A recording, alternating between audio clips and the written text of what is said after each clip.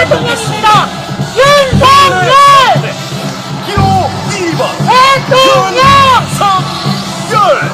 윤석열 열심히 대통령 능력 있는 윤석열 2번 새롭고 여러분, 공정과 상식의 대한민국 만들어낸 사람입니다. 국민 여러분께서 불러주시고 키워주셨습니다. 국민 여러분과 손잡고 새로운 대한민국이 들어나갈 우리의 대통령입니다. 윤석열 기호 2번 윤석열 대통령! 2번 윤석열 내일을 바꾸는 대통령 기호 2번 윤석열 윤석열 대통령 국민의 여러분, 윤석열 대통령 후보 시민 여러분과 함께하기 위해서 선포했습니다. 뜨거운 마음으로 응원해 주시기 바랍니다. 실승의 의지를 보여주시기 바랍니다. 사랑하는 시민 여러분, 공정과 상식의 나라를 되찾을 사람, 정권교체를 통해 새로운 대한민국을 이끌어나갈 국민의힘 기호 2번 윤석열 대통령 후보를 소개합니다. 힘찬 박수로 환영해 주시기 바랍니다. 네. 반갑습니다.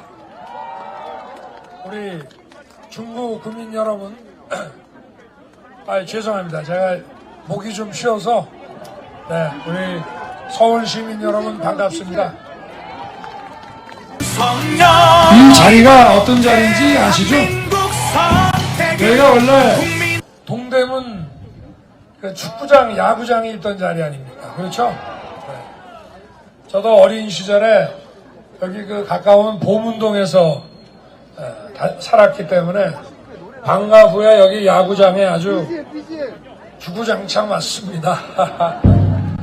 근데 이 야구장을 없애고 여기에 DDP를 만들 때 저도 좀 많이 아쉬웠습니다. 그래, 많은 분들이 우리 오세훈 시장께서 이거 할 때 비판도 하고 이렇게 했습니다만은 또 이렇게 만들어 놓으니까 이곳이 서울의 아주 멋진 명소가 됐죠. 많은 관광객이 오고 이렇게 발전하는 거 아닙니까? 그래 참 해안이 있었던 것 같습니다. 오늘 이렇게 차가운 날씨에도 여러분께서 이렇게 많이 나오셔서 저를 응원해 주시고 격려해 주셔서 정말 고맙습니다. 이 민주당 정권 5년을 겪으시면서 참 여러분들께서 이게 나냐 이런 생각 많이 하고 계시죠? 그렇지만 여러분 또 이렇게 나오신 것은 그래도 이 나라에 대한 우리의 미래에 대한 희망의 끈을 놓지 않고 계시기 때문에 이렇게 나오신 건 맞습니다. 그렇죠?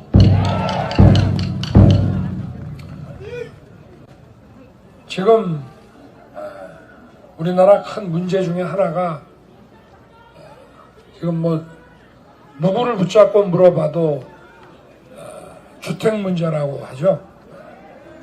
집값이 너무 치솟아서 집을 가지고 계신 분들은 또 세금도 너무 많이 나오고 또 퇴직하신 분들 이제 지역 건강보험으로 넘어가면은 보험료도 많이 나오고 또 집값이 올라가니까 우리 어려운 분들이나 우리 청년들 집 장만하는 거 이제 꿈도 못 꾸고 또 새 들어 살라고 해도 집값이 오르면은 전셋값이나 세나 다 올라가는 거 아니겠습니까? 그런데 이 민주당 정권 5년 동안 주택정책을 28번을 바꿨다고 하지만 그거는 다 국민들에게 사기치는 것이고 이건 일부러 이렇게 한 겁니다. 왜냐하면 우리 지금 전임 시장 때부터 서울의 재개발, 재건축을 전부 다 틀어막았는데요.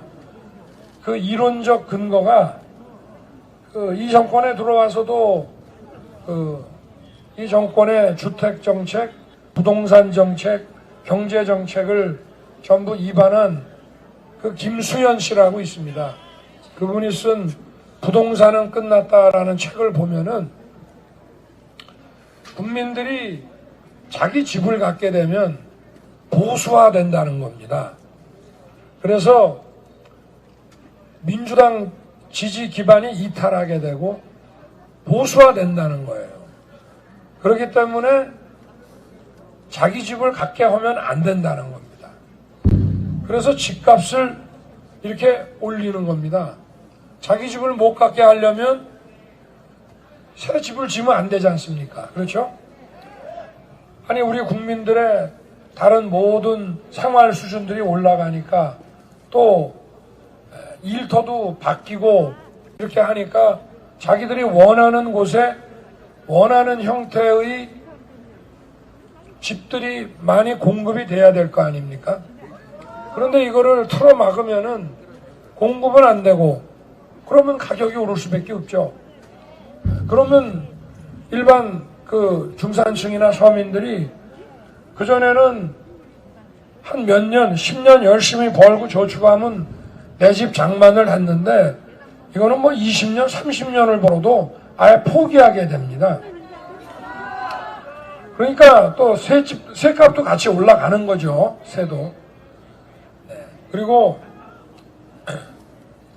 서울만 이러느냐, 서울을 이렇게 틀어막아버리면은 이게 수도권으로 해서 전국 대도시로 마치 코로나처럼 이렇게 전염이 돼가지고 지금은 뭐 제가 유세 다녀보면 안동 뭐 이런 지방의 중소도시까지 집값이 다 올랐습니다. 그러니까 임대료도 다 올라가고 또 그것만이 아닙니다. 그 집을 팔고 이제 퇴직하신 분들이 좀 서울 근교로 좀 멀리 떨어져서 좀 차액도 좀 가지고 좀 돈도 좀 쓰시고 이렇게 하고 싶어도 집을 팔면은 뭐 양도소득세를 엄청나게 때립니다. 거기다가 또 어떻게 하다 보면 집이 몇 채 있을 수도 있잖아요. 여분에 한 채, 두 채가 더 있을 수 있습니다. 그러면 다주택자는 아주 무슨 범죄자 취급을 합니다. 아니 다주택자가 없으면 임대주택이 나옵니까? 나라에서 임대주택 줘갖고 저거는 임대주택이다 이러면 거기 사람들 잘 안 들어가려고 그래요.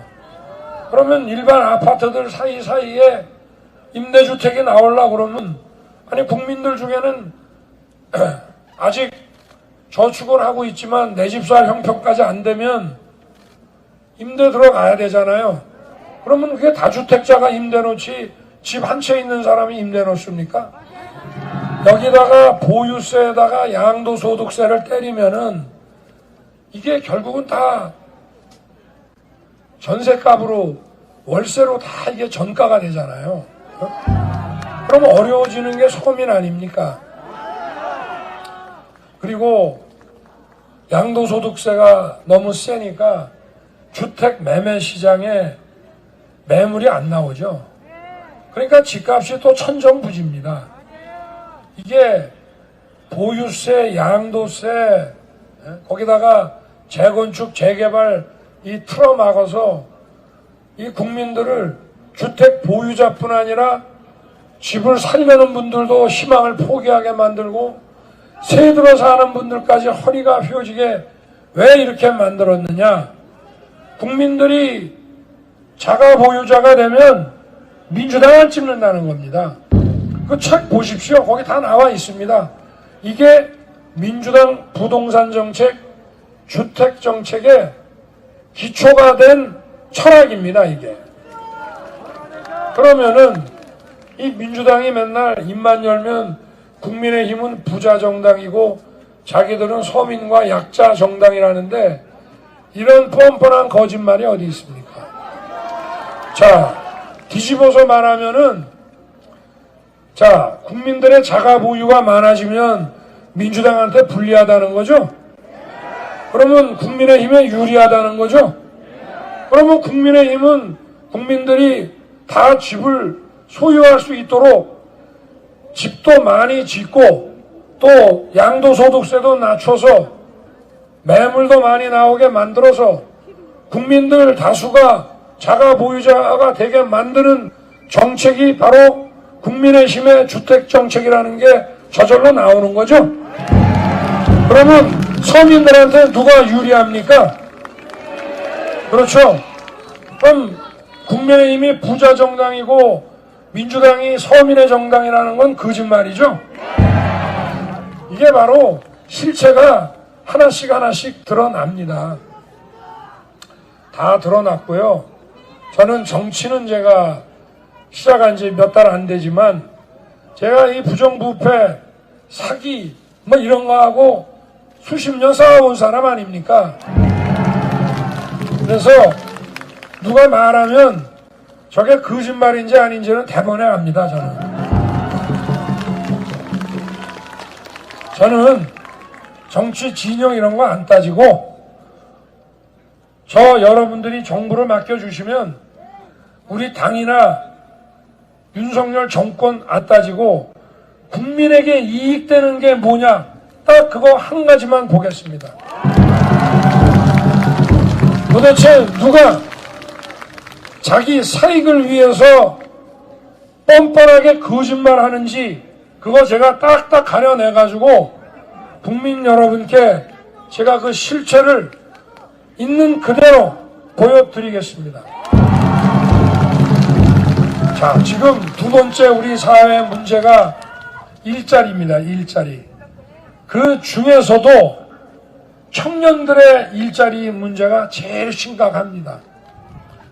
아니 공부 다 배우고 청년들이 제대로 된 직업을 가져야 가정도 꾸리고 아이도 낳고 할 거 아니겠습니까? 그런데 지금 우리나라의 임금 근로자, 노동자가 한 2,500만 됩니다. 그런데 그 중에 강성노조가 대변해주는 노동자는 한 100만 명 남짓 됩니다. 4%입니다. 4%. 그런데 이 민주당 정권은 이 강성노조를 자기들 전의대로 세워서 아주 선거운동 할 때 보면 이게 하나의 정당입니다. 이 강성노조가 바로 민주당입니다. 민주당이 강성노조고 강성노조가 바로 민주당입니다. 아주 전면에 나서서 상대방에 대한 마타도어부터 시작해서 없는 거 조작해내고 이런 모든 거를 민주당과 함께 작전 짜서 전의대로 뜁니다.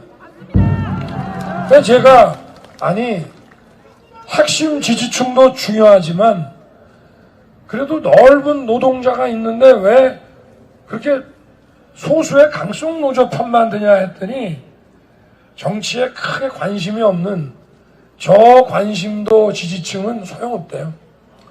아주 핵심 지지층 소수가 선거를 이기게 만드는 동력이라는 겁니다. 자, 여러분 한번 보십시오. 이 코로나 때문에 광화문에서 몇십 명만 모여도 방역지침 위반이라고 그래서 막 어떤 목사는 구속영장도 청구하고 이러죠. 근데 이 강성노조가 수천 명 시위하는데 어디 구속영장 청구됐다는 얘기 여러분 기사에서 보셨어요? 그냥 놔둡니다.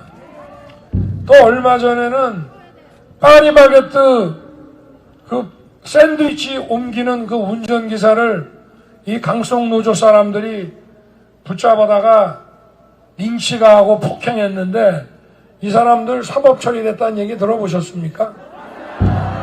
그냥 봐주는 겁니다. 이 노사 간의 문제라는 것도 각자가 교섭력을 대등하게 제도를 만들어 놓고 원칙적으로 국가는 끼어들면 안 되는 겁니다. 공권력은 늘 중립을 지켜야지 노사 간의 어느 편을 들어서는 안 되는 겁니다. 그리고 노동자들도 서로 이해가 갈립니다. 원청업체 노동자와 하청업체 노동자는 이해가 갈려요. 저 울산에 현대자동차가 있으면은 하청업체가 벤더가 밑으로 계급까지 나눠지잖아요. 그러면은 현대자동차 노조가 봄에 춘투를 벌이면은 하청업체 노동자 애들하고 그 원청업체 노동자 아이들하고 교실에서 싸운다는 거예요. 왜냐하면 원청업체 임금 올려라 그러면 납품가를 또 줄일 거 아니겠습니까? 그러면 하청업체 근로자의 근로 조건이 더 나빠지잖아요. 그러면 이 정부라고 하는 것은 모든 국민들을 공정하게 대해야 되는 거 아닙니까? 그러면 중립을 지키고 균형을 잡아줘야 되는데 이 민주당 정권은 이 강성노조 전체 노동자의 4%만 대변하는 이 강성노조와 아주 철석 연대를 이루어서 나머지 노동자를 외면합니다. 뭐 무슨 고용보험 해준다 이래가지고 하는 척이나 하지 택도 없습니다. 자, 저도 26년간 월급쟁이 했습니다. 저도 임금 노동자였습니다. 공무원이라 그래서 무슨 뭐 사용자는 아니지 않습니까? 그런데 물론 공무원은 여건이 좋은 노동자죠. 그런데 어느 사회든 이 노동의 가치를 존중하고 노동자의 권익을 제대로 보장해주지 않는 나라는 발전하기 어렵습니다. 이 발전이 지속하기도 어렵습니다. 그래서 이 노동의 가치를 존중해야 되는 것은 민주당만이 아니고 국민의힘도 마찬가지고 그거는 우리 사회를 움직이는데 기본이고 본질입니다. 그런데 이 노동의 가치를 존중하려면 노동자의 권익을 보장하려면 이 노동자의 일터인 그 회사나 기업 또한 잘 굴러가고 성장하고 발전해야 되는 거 아닙니까? 이 기업이라고 하는 게 무슨 큰 기업만 기업이라고 생각하지 마십시오. 동네에 조그마한 식당도 다 기업입니다. 그런데 이 민주당 정권은 노동자 중에 4%, 그 사람들은 우리나라 노동자 중에 가장 높은 임금을 받고 있고 근로 조건이 최고인 사람들입니다. 정부가 굳이 보호해주지 않아도 강한 노조까지 있기 때문에 자기들의 권익이 충분히 보장됩니다. 그런데 왜 국가가 정부가 그쪽 편만 듭니까? 그러니까 기업들이 더구나 큰 기업들이 한국에서 사업 못하겠다고 밖으로 나가지 않습니까? 아니 우리나라 기업들이 중국이나 미국 이런데 어마무시한 공장들 세우고 수십 조씩 투자하지 않습니까? 임금이 싸서 그런 것만이 아니에요. 우리나라 이 근로자들, 우리나라 노동자들의 지적 수준과 근면성은 다른 나라 사람들하고 비교할 수 없기 때문에 이 강성노조, 정부가 또 강성노조 편 만드는 이런 것만 없으면은 월급 좀 더 주더라도 우리나라에서 기업 만들고 여기다 공장 차려 놓는 게 훨씬 이익입니다. 그런데 안 하지 않습니까? 그러면 이렇게 강성노조 편 만들고 마치 자기들이 무슨 재벌하고 대기업하고 싸우는 것처럼 폼 잡는 게 이게 말이 되는 겁니까? 사업하는 사람들은요, 더구나 큰 기업은 정부하고 안 싸웁니다. 정부하고 싸울 시간에 해외에 나가서 이런 강성노조 없고 규제가 좀 자유로운 나라에 가서 돈 벌면 되는 겁니다. 지금 이 민주당 정권 또 대통령 후보로 나온 우리 이재명 후보의 경제 철학이나 공약을 보면요, 이겁니다. 세금 왕창 걷어서 공공사업 많이 벌여서 경기 부양시키겠다는 거예요. 그런데 그러면서 이거를 미국 사람들이 제일 좋아하는 무슨 루즈벨트 대통령의 뉴딜 정책이라고 정말 기도 안 찬 노릇입니다.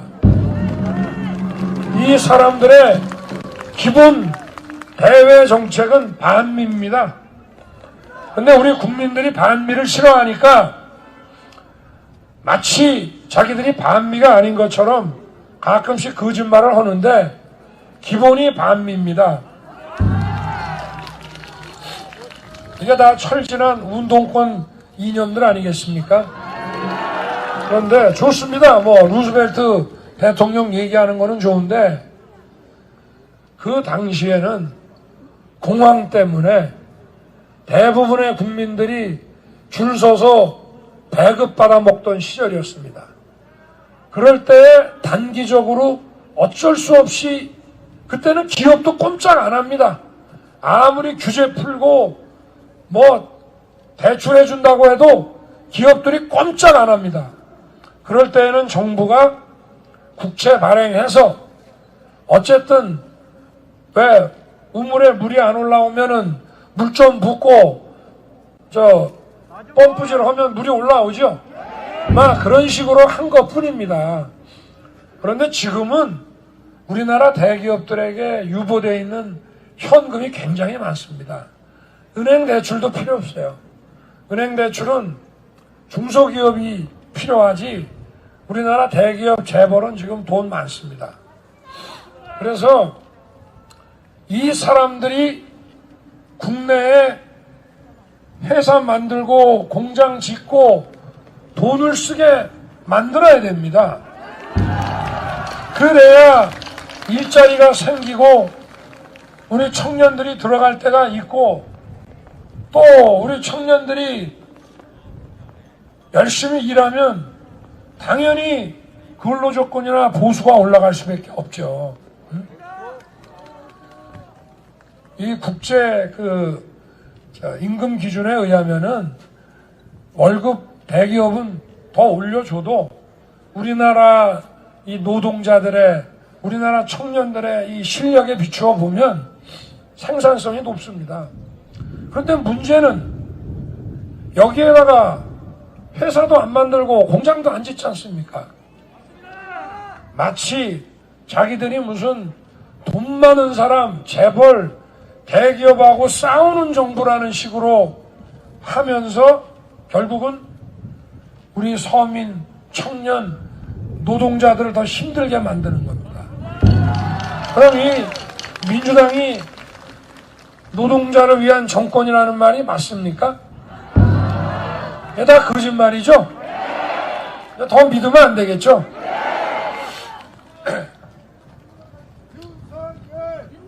이 코로나 방역 때문에 2년 동안 가장 고통받은 분들이 조그마한 식당 운영하고 또 시장에서 가게 하시고 이런 우리 자영업 소상공인들 아니겠습니까? 그런데 우리 헌법에 정부가 공공정책을 펴면서 개인의 재산권에 피해를 주면 그 손실을 보상하게 돼 있습니다. 그런데 우리 방역정책, 이 주먹구구식 엉터리 방역정책 해가지고 소상인 자영업자들 피해 많이 봤는데 이 정부가 손실보상해 줬습니까? 손실보상이라는 단어를 싫어합니다. 왜냐? 이 엉터리 방역으로 손실이 너무 크기 때문에 손실보상 얘기가 나오면은 엄청난 재정을 써야 되고 창피해서 말을 못해요. 자기들의 방역정책이 엉터리라는 걸 자인하는 꼴이 됩니다. 그래서 마치 자기들이 무슨 국민들에게 은혜 베푸는 것처럼 지원이라는 말을 씁니다. 지원금. 그래서 국민재난지원금. 아니 가장 피해 입은 가장 어려운 분들부터 우선적으로 보호해야 되는 게 국가의 의무 아니겠습니까? 뭐 작년 내내 전국민 재난지원금 30만 원 준다, 50만 원 준다 이런 식으로 떠들더니 해바뀌고 이제 선거가 다가오니까 제가 작년 9월 16일부터 손실보상금 재원 50조 마련해서 빨리 보상 나는 하겠다라고 하니까 처음에는 포퓰리즘이라고 욕하더니 해바뀌고 선거가 다가오니까 자기네들도 안 되겠거든. 그래서 이거를 50조 하겠다고 저보고 뭐 협상을 하자 하더라고요. 그래서 제가 아니 여당이니까 대통령께 말씀을 드려서 추경안을 국회로 보내라. 그럼 우리 국민의힘에서 잘 협의해 주마. 그랬더니 선거 앞두고 14조짜리 그냥 지원금 선심성 예산 예결위에서 날치기 통과를 했어요. 그래서 저희가 사각지대 노인분들 그 지원금 한 3조 추가해서 17조로 일단 본회의에는 협의 통과해 줬습니다. 그러나 저희가 정부를 맡게 되면 헌법과 법에 따라 우리 자영업자 소상인들의 권리를 제대로 실현시켜 드리겠습니다. 그게 바로 자유민주주의입니다. 국가가 공공정책으로 개인의 재산권과 재산권 행사에 피해를 줬으면 아무리 돈이 많이 들더라도 보상하는 것이 자유민주주의입니다.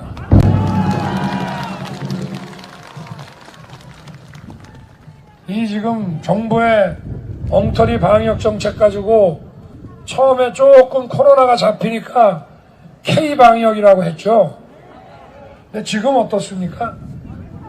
지금 세계 1위죠? 1위 확진자 수가. 뭐 치료해 줍니까? 그냥 집에서 알아서 하려는 거죠?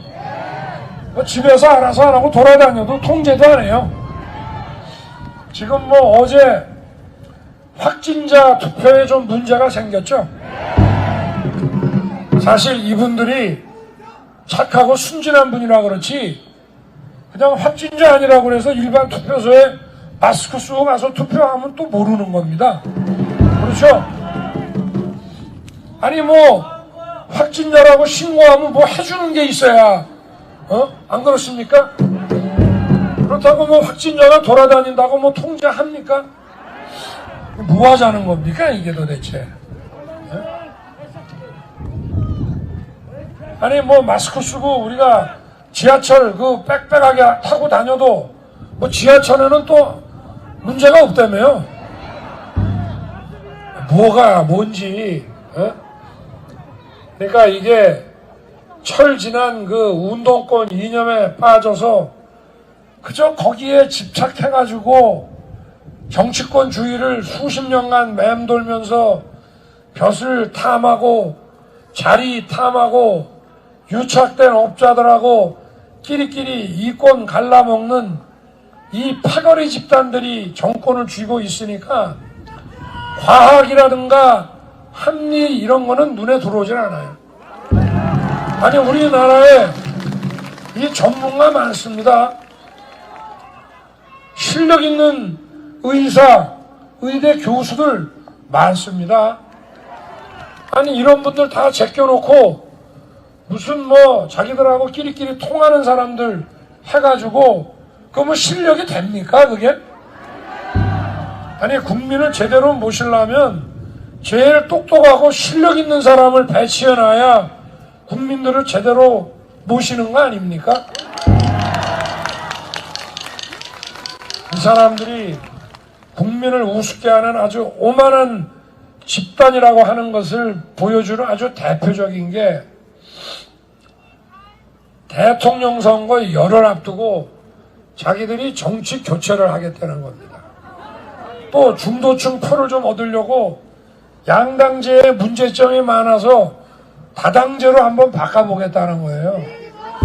아니 양당제 문제 있으면은 자기들이 절대적 다수당으로 제1야당인 국민의힘과 뭐 의논하고 상의 좀 했습니까? 자기들 일당 독재하지 않았습니까? 상임위원장 다 독식하고 자고 일어나면 맨날 날치기 통과시키고 하지 않았습니까? 우리 당에서 반대하는 사람들도 뭐 다 갖다가 고위직에 배치해놨죠. 그리고 국민들이 이 고위직에 올라온 사람들 그 이력을 보면 정말 국민들이 볼 때에도 믿을만한 그런 실력 있는 경력을 갖춘 사람들이 이렇게 보이던가요? 다 자기들끼리끼리 옛날에 뭐 무슨 운동권 하던 사람 또는 뭐 그 사람의 뭐 자식 뭐 이렇게 해가지고 다 끼리끼리 실력도 없는 사람들 갖다 놓고 다 했지 않습니까? 이 공직 그 중에서도 이 최고의 공직이라는 거는 전문성과 실력과 국민을 위하는 사심없는 이런 자세를 다 갖춰야 됩니다. 그래야 국민을 제대로 모시는 거죠. 그럼 이런 사람들이 이 국민을 이렇게 무시하고 자기들의 집권과 집권 연장을 위해서는 서민과 어려운 분들이 고통을 받아도 아랑곳하지 않는 사람들이 이게 민주정당 맞습니까? 민주주의라는 게 뭡니까? 국민이 주인인 나라, 그게 바로 민주주의 아닙니까? 국민의 이익이 되게 정치하는 것이 민주주의죠? 어려울 거 하나도 없죠? 그러면 이 더불어민주당의 민주자는 떼내는 게 맞지 않습니까? 이게 무슨 패거리당이지 민주당입니까? 이권 정당이지 민주당입니까 이게? 근데 아직 실망하지 마십시오. 이 민주당에도 양식 있고 그래도 민주주의 잘 할 수 있는 분들 계십니다. 그런데 어디나 왜 악화는 양화를 구축한다 이런 말 들어보셨죠? 이거 중학교 사회책에 나오는 얘기인데 이게 어디 가나 꼭 못된 자들이 선량한 사람을 왕따시키고 다 길을 못 펴게 합니다. 그렇죠? 그래서 우리가 이 민주당의 이 패거리 부패 집단을 잘 제거하면 양식 있는 분들이 또 길을 펴니다. 그러면 국민의힘과 또 멋지게 협치할 수 있습니다. 그러면 민주당에 민주자 붙여놔도 됩니다. 그러나 지금은 안 됩니다. 지금 아까 계속 대장동 얘기를 하시던데 그거 뭐 단군 이래 최대 실적이라고 본인이 단군 이래 최대 추적이라고 하던데 이게 추적입니까? 부패입니까?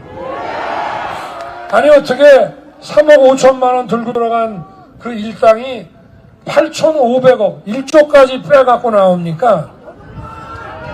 말이 안 되죠? 그럼 이런 부패한 사람을 그 몸통을 대통령 후보로 선출한 그 이재명의 민주당은 뭡니까? 같이 부패한 거 맞죠? 아니 깨끗한 사람이 부패한 사람 좋아합니까? 부패한 사람이 청렴한 사람 좋아합니까? 약점 많고 썩은 사람들이 또 약점 많고 썩은 사람들 좋아하고 끼리끼리 어울립니다. 그러니까 이 이재명의 민주당의 이 주력 부대라고 하는 거는 집단적으로 조직적으로 함께 부패한 거 맞죠? 그렇습니다. 이게 뭐 대장동 하나입니까? 뭐 기본 시리즈를 막 내세워가지고 국민들을 헷갈리게 만드는데 뭐 기본주택 뭐 한번 얘기 한번 제가 드리죠. 기본주택이라는 게 이제 임대주택을 한 100만 채 줘서 우리 주거약자와 청년들 입주하게 하겠다는 겁니다. 그런데 자기가 성남시장 할 때 저 대장동에 저 김만배 일당이 1조 가까운 이익을 받았으면 그게 원래 성남 시민한테 돌아갈 돈 아닙니까? 그러면 그걸로 임대주택을 대거 지어가지고 그 성남시가 그걸 자산으로 가지고 있으면서 주거약자와 청년들을 좀 싸게 입주시키면은 될 거를 그거 전혀 안 했잖아요. 그죠? 여러분 또 백현동 아시죠? 그 무려 그 용도 변경을 4단계나 해줘가지고 아파트를 1230세대를 지었는데 거기가 원래 산입니다. 산. 그래서 자연 녹지입니다. 이거를.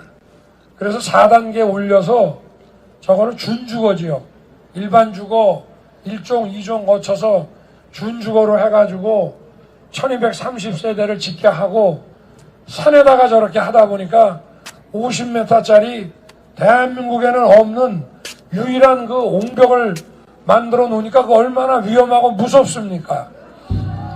그러니까 자기 후임자인 은수미 시장도 준공을 안 내주는 거예요.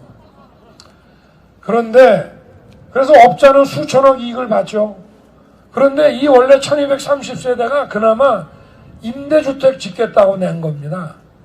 그런데 이거를 10%만 짓고 나머지는 다 분양주택 지어라 하고 재승인을 또 내줬어요. 그래서 업자가 돈을 엄청 벌고 자기 선거 사무장하고 자기 변호사 사무장하고 선거운동 본부장하던 그 사람이 나서서 브로커로 상당히 또 챙긴 모양입니다. 그러면 임대주택을 얼마든지 지을 수 있을 때 하나도 안 한 사람이 대통령 되면은 100만 채 짓는다는 게 말이 됩니까? 약자와 서민을 위하는 거예요. 아니면 브로커와 특혜를 위하는 겁니까 이게? 그러니까 이렇게 참 이 뻔뻔한 어제는 또 뭐라 그러더라? 위기에 강한 대통령이라는 얘기 하죠? 그 위기라는 게 우리 국민이 만들었습니까? 민주당이 만들었습니까? 자기들이 만든 거죠? 그럼 자기들이 위기를 자초했다는 거는 인정하는 거네. 또 어제는 지금 상황이 과거의 독재 정권과 다르지 않다 이러더라고요. 공권력의 남용이 심하다. 공권력 누가 갖고 있습니까? 그러면 공권력 남용으로 지금 과거 독재 정권하고 똑같다. 그리고 또 이 나라가 경제, 사회적, 또 국가적으로 위기다 라고 했으면은 그거 만든 정당과 그거 만든 사람들은 다 물러나야죠. 그거 교체해야죠. 그거 교체하는 게 정치 교체 아닙니까? 이재명의 민주당이 그 이재명의 민주당을 주도하는 그 패거리 부패 세력들이 지난 5년간 민주당 정권을 다 망치고 나라 망친 사람들 아닙니까? 근데 뭔 소리 하는 거예요 도대체? 나는 이게 이해가 안 됩니다. 그럼 우리 서울 시민들과 대한민국 국민들의 선택은 어디로 가야 되는지 자명하지 않습니까? 제가 어려운 말씀 드렸습니까?